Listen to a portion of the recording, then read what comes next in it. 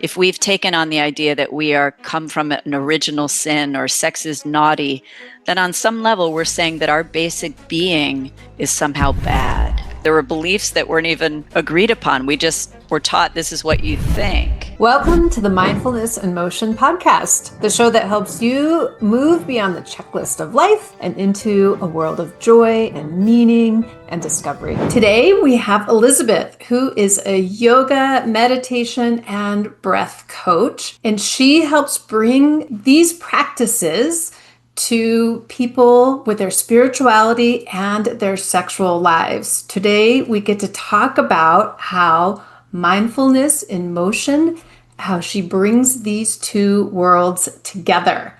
So, Elizabeth, we are super excited to have you here today. And let's just jump right in and find out, how you integrate mindfulness with people's spiritual practices and their sexuality. Big topic, big hot area, I'm sure, for a lot of people. So I'd love to just sort of dive right into it. Let's do. Thank you so much for having me, Cori. It's a pleasure to meet you and always excited to have these conversations. So thank you so much for having me. Yes, so I've been a Kundalini Kriya yoga teacher for almost 20 years now. And I've moved that practice into my coaching, so I use the tools of movement, breathwork, meditation, mantra chanting, and somatic embodiment into my coaching work one-on-one with people. So I'll use yogic techniques as tools to integrate and to more embody the spiritual work through the growth work, the therapy work. And one thing I know about yoga practice is when we talk about it being a practice for life, right? It's about how do you be fully present when you go back out into the world, right?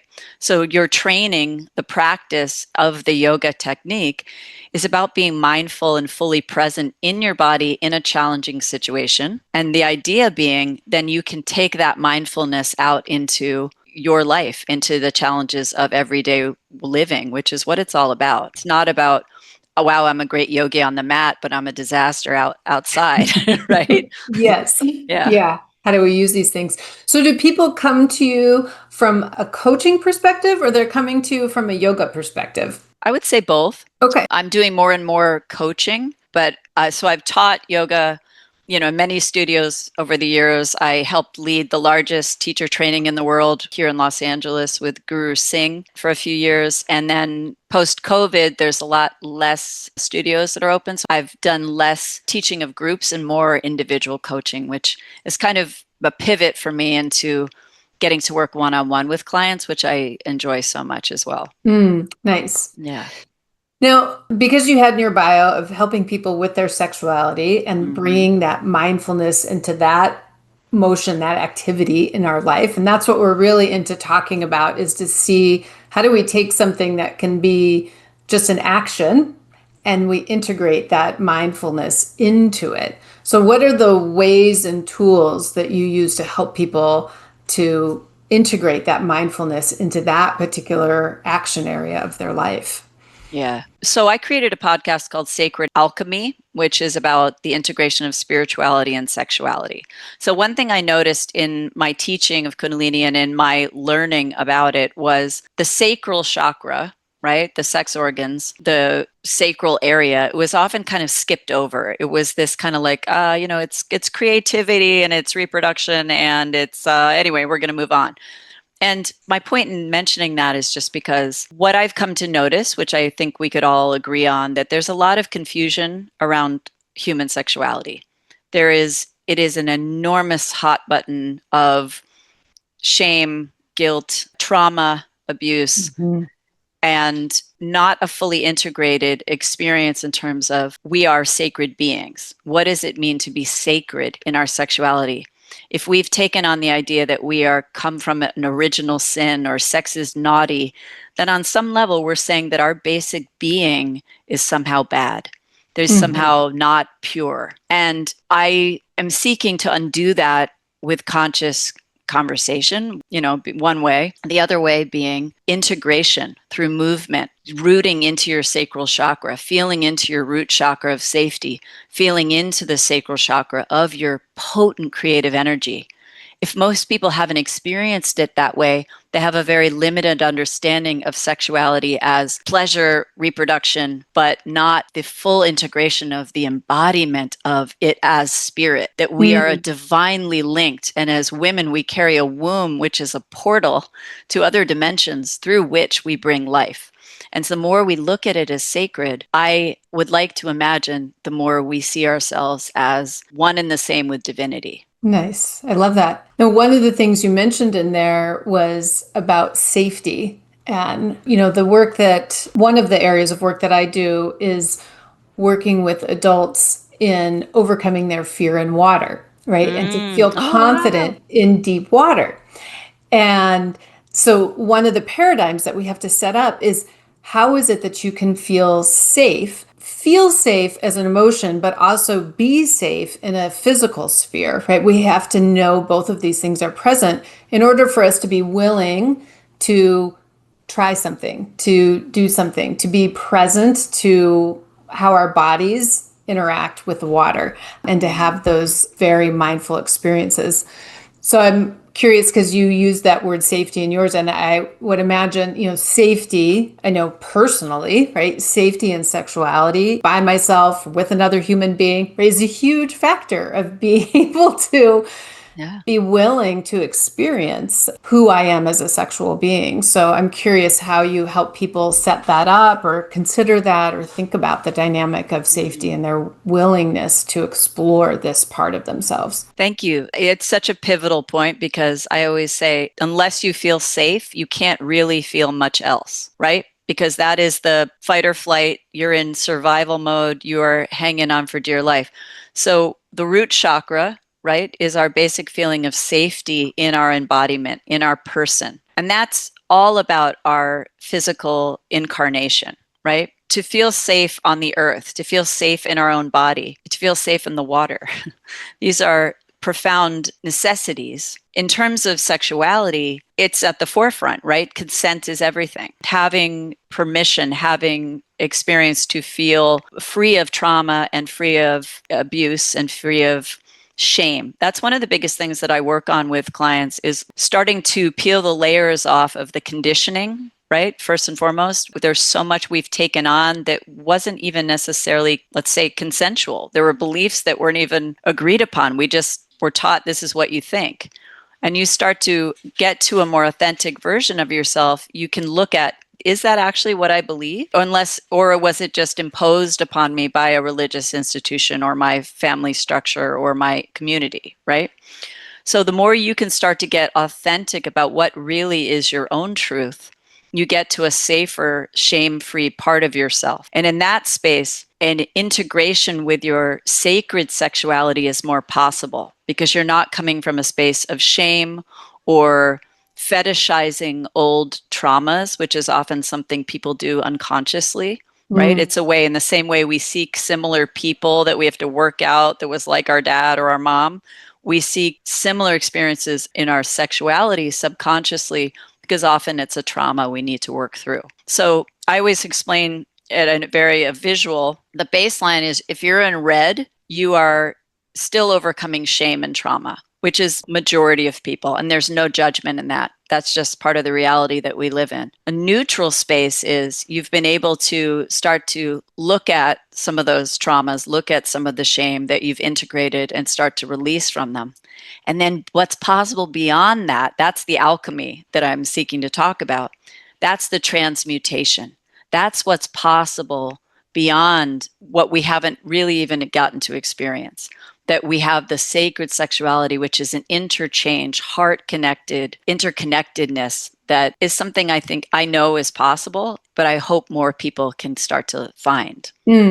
I love it. I love that it starts, that you made the comment about consent, which is something, of course, we know and hear about in terms of with sexuality. But I love that you rolled it back into, it's having your own internal consent about the beliefs, however those. So it's not even about a consent with another human being or place or activity or whatever.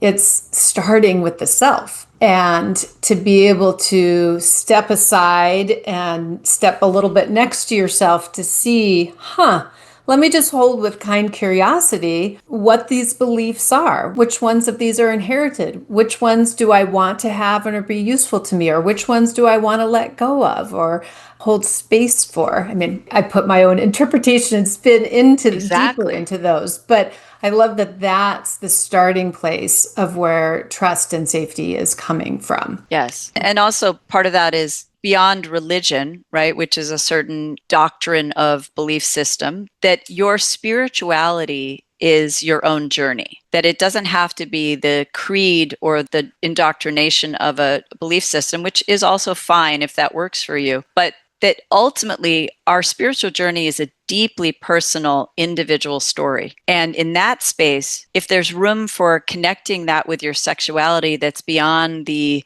belief system of a religious authoritarian system, that's the space where we're looking to connect with source. Whatever you want to call it God, call it whatever works for you.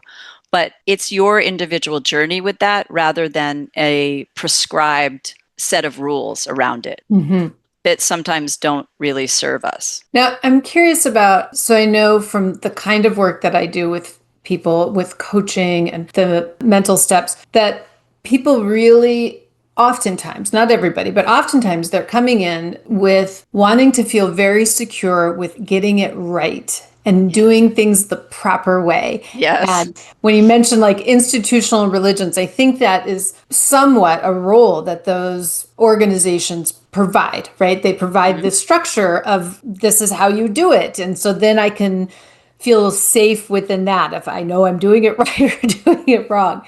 And you're asking people to stretch beyond that, to have a different sense of autonomy is what I'm hearing. And so how is it that you help people move through those steps, that it's not this, overwhelm? Again, I know in the water, I take people and they're like, tell me exactly what to do with my arms and legs. And I'm like, yeah, let's spend more time just tuning into our body and feeling what's working in your body and feeling safe enough so you can be in soft discovery.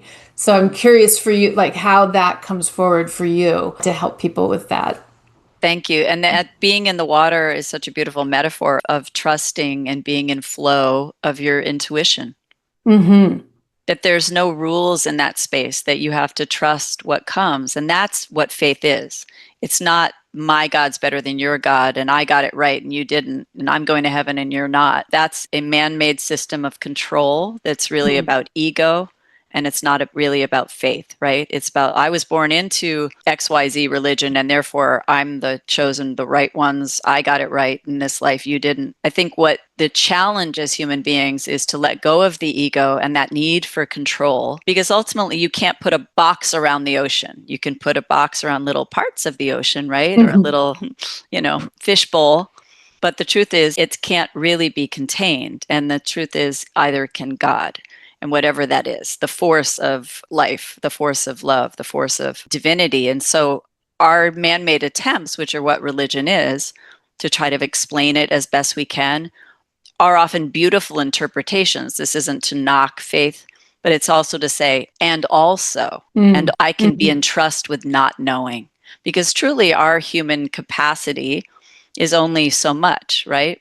And part of the embodiment of movement and why we learn better when we have an experience is because it takes us out of the theory and into the experience, into the embodiment. Then it becomes integrated, right? Yes. And so if you can show somebody, you can trust your intuition and you can allow, and there's a certain amount of surrender involved in that there is that surrender into kind of the remembering of what we forgot as children, that there's a levity to it all, that there's an innocence in our basic nature that we have to remember. And our need to control it isn't often the way there. Nice. Do you know what I mean by that?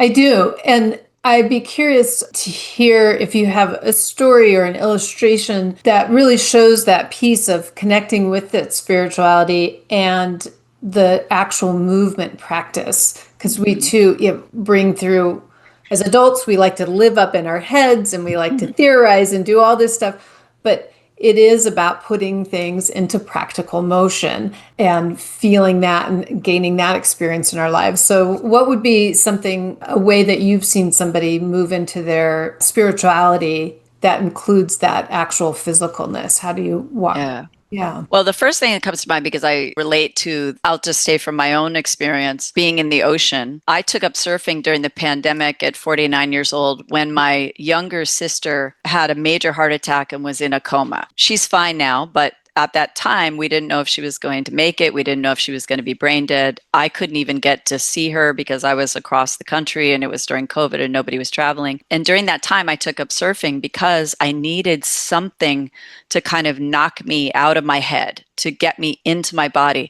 And have you surfed, or do you surf? A little bit. Yes. Okay.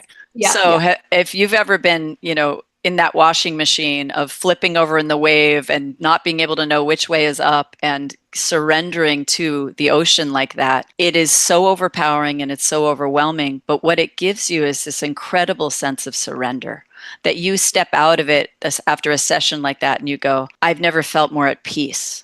This inner calm comes from kind of going through the intensity of the experience. And I would say I won't even say smaller scale, but on a different way, that is also present in a yoga class, meaning you go through the iterations of, this is hard, I can't do this, I'm in my head, I'm challenged, my body's shaking, I'm now doing a deep meditation, now I've gone through Shavasana, and after a certain amount of time, I walk out. My experience with it was when I first did LA, I was doing it and I would walk out feeling like everything's going to be okay. Everything's going to be okay because I've reset my nervous system to feel calmer. And so therefore, I'm not approaching my problems with the same frequency of needing to control or anxiety or overwhelm. Because I'm okay, it's all going to be okay. And that's the most important thing about a somatic practice, is it brings you back into a balanced nervous system. And from that frequency, you will be able to respond and attract differently. Yes. Yeah. That nervous system. Yes. Being able to tune into that nervous system. Yeah, that is what I find so powerful in these practices. Whatever the physical activity is, when we can drop into the presence of our body and the presence of the activity versus trying to analyze it and manage it and think about it and get it right or get it wrong or all these kinds of things. This is where we can tune in and drop in to this nervous system and to be able to really take care of it and show it a lot of respect and love. Right. Yeah. And one thing I often notice with my clients is, when's the last time you actually felt calm, right? Because we get so used to, we're in a society that rewards busy. I would even say glamorizes busy, right? Busy equals important. Busy equals successful. Overwhelm is almost, glamorized. And so when I bring people back to themselves in a state of, I'm doing Reiki or we're just breathing deeply or doing a mantra together or lying in Shavasana, it's bringing them back to remembering, oh, wow, I forgot what this even felt like, right? Versus like what we're used to is we just go, go, go until we drop at the end of the day and, sleep. But sleep isn't rest. Being able to relax our body is an important practice that actually has to be practiced. For sure. And I thought you were going to say at the end of the day, then we zonk out on some sort of TV watching or social media or That scrolling, too. that we're in that zoning out place, which also is not rest for our nervous system, so stimulating for our nervous system. And because I think there's probably a lot of fear for true rest because we're so unpracticed at it and don't realize that value of, like you say, connect back to this calm nervous system. Well, and we could also argue that we're in an unprecedented amount of stimuli that we have to process as human beings that is above and beyond anything our ancestors could even imagine. So when we're not processing, think of best if you're just scrolling through Instagram or TikTok or whatever it is, how much your brain is taking in, how much that we take in on just a drive from downtown LA to, Santa Monica or whatever it is. We have to navigate so much more than our ancestors ever had to process. And so what happens if we don't process the subconscious, it often goes into phobia or some unhealthy personality aspect, often anxiety. right? Mm-hmm. It's like the tank is overwhelmed. We haven't taken the garbage out, and it just starts to pile up in our own minds. If we can think of a practice like yoga or going in the water or getting outside or sitting and meditating and breathing as taking out that mental garbage, you're going to feel clearer and better.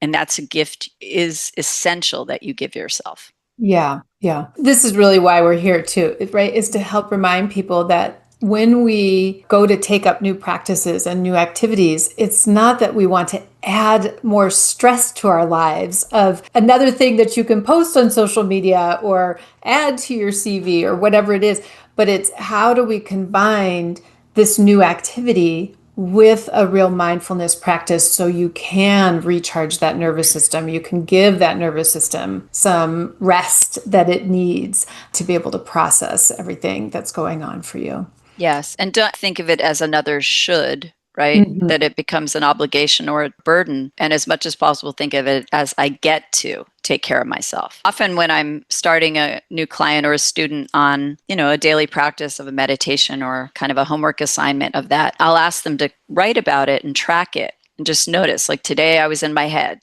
Today I felt a little more calm.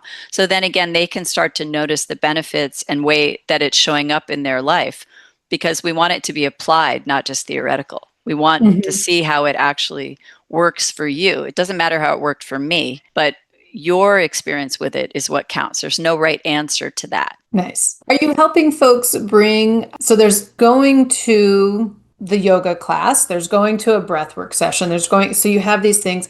How are you helping people bring that into their day-to-day moments? Is there a place, are they applying some breath in the middle of something? Or are they applying some yoga, some of these somatic experiences during the middle of their day?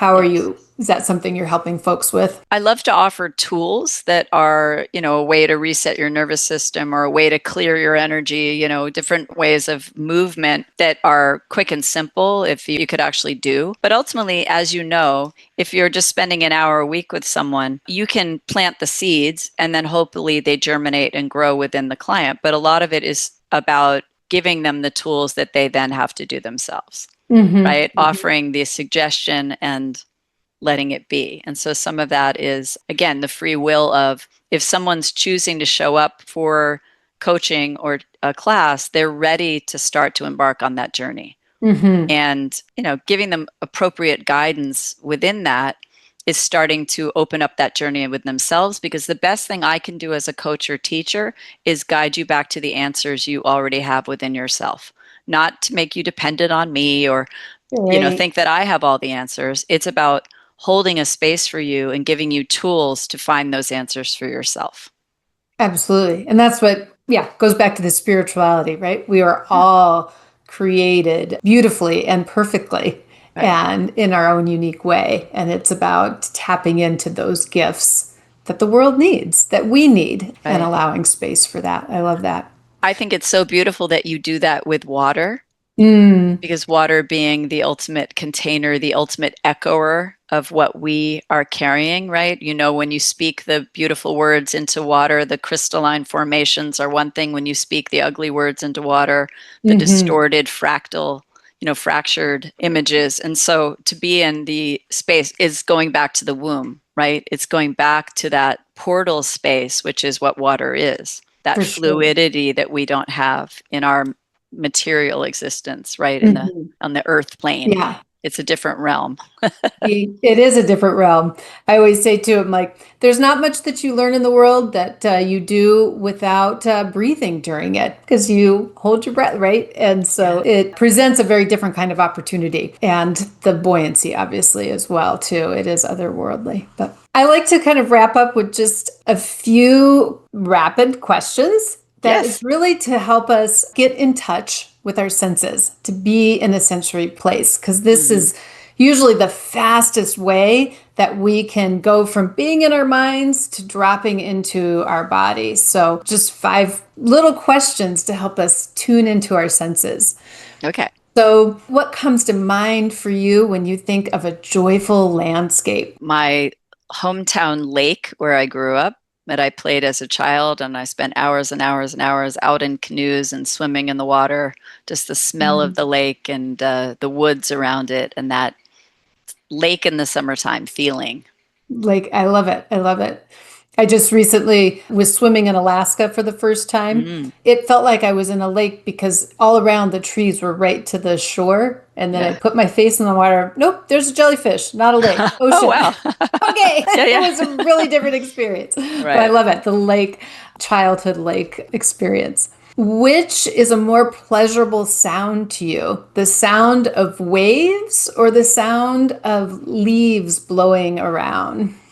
Waves. Waves. Waves. I'm a Scorpio, fixed water. Mm, Waves are absolutely my happy place. nice. I love it. And when you think of a scent, you mentioned a scent in your joyful landscape, but what is a scent that gives you pleasure? Mm. I had a period of time where I was working with heirloom garden roses, and I was going up to these gorgeous farms up in Carpinteria. And, the more durable roses tend to have less scent, but these roses that bloom, that are the heirloom ones, have the most delicate, rich, unique. Each variety has different nuances and fragrances. It is one of the highest vibrations on the planet, that true rose smell. There's nothing like it. I love it. Your shirt actually reminds me of, I have a violet rose, heirloom rose in my yard. I'm not a rose person, but that one, because it's such an old rose, has that scent to it It's that so special. Yeah. yeah, you don't It's see heaven. everywhere. All right. Here's one for you. Ice cream flavor. Oh, ooh, my. I tend to like a mint chocolate chip. Mm, Yeah, I like the mintiness, the coolness, and the texture of the chocolate. of the chocolate in there. I Yeah. love it. I love it. And then our last one, touching into feel. If you could hold joy, what would it feel like? My babies, my Mm, children when they were young, just mm. the absolute bliss of that. The discovery of maternal love was the highest joy I've ever known. I Yeah. love it. And I appreciate too that you said it that way in terms of discovery. It's not an assumption. It's such a hard time with it, Oh, with oh, new oh, becoming a parent and no. understanding what that means and all that. But yeah. And it's also the discovery of it being all of the things, that it is harder than anyone ever explains to you. And there is a capacity for a deeper love than you've ever felt, all at the same Mhm. time. It's Mhm. the whole tapestry all happening at once, and it's incredibly intense. And yeah, that leveling up, I feel like I went through in my own heart when I went through that Mhm. discovery of my maternal feelings. Nice. I love Yeah. it. Thank you. Well, Yeah. Elizabeth, where can people find you, listen to you, follow you, get more information about your mindfulness and motion practice? Thank you. Yes. Best place is my website, elizabeth-hudson.com. And they can set up a, preliminary session or book a coaching direct from that. My podcast is called Sacred Alchemy, and that's on iTunes and Spotify. I'm on Instagram, elizabeth.hudson, or TikTok as well. Okay, So we can great. have it. Yeah. Elizabeth Hudson is the place to find her. All right. I love it so much. Thank you so much for being here with us today. Thank you, Cori. Such a Okay. pleasure. Bye. Bye.